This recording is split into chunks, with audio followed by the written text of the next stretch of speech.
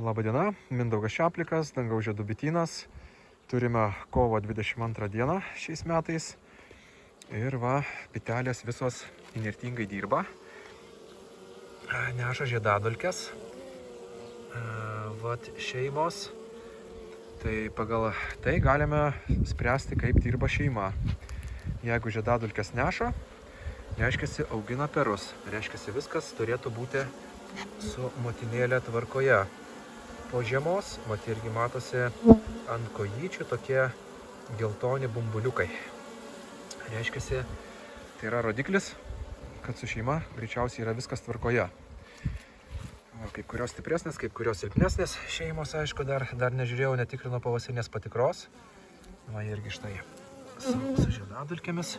Ir taip eini per kiekvieną šeimą ir žiūri, ar neša žiedadulkes, ar ne.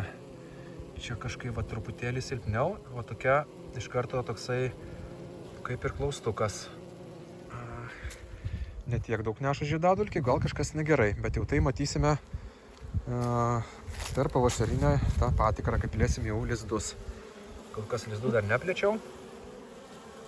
Va, ateina su žiedadulkėm.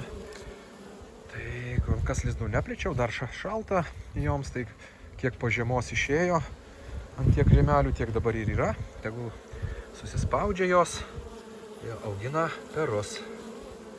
Va, irgi su žiedadulkėm parskrenda. Vat viena kita, bet eina su žiedadulkėmis.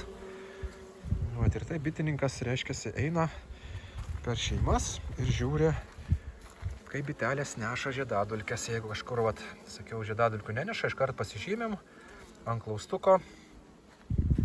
Gali būti kažkas negerai su šeima. O čia irgi, oi, kaip neša jos čia. Smagiai. Va, dieną pasiekė kažkur temperatūra iki 13-15 laipsnių. Tai jau bitutės darbingos.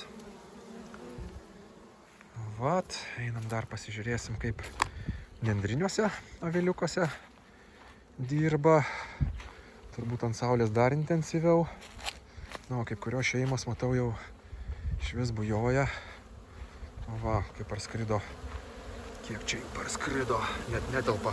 Vat, kuomet kemšasi lakos, tai mes tą laką truputėlį, praplatinam, taip, kad bitelės sulystų, nesikimšdamos. Va, ir eina va visas, va. Ne visas, bet daugumą su žiedadulkėm, daugumą.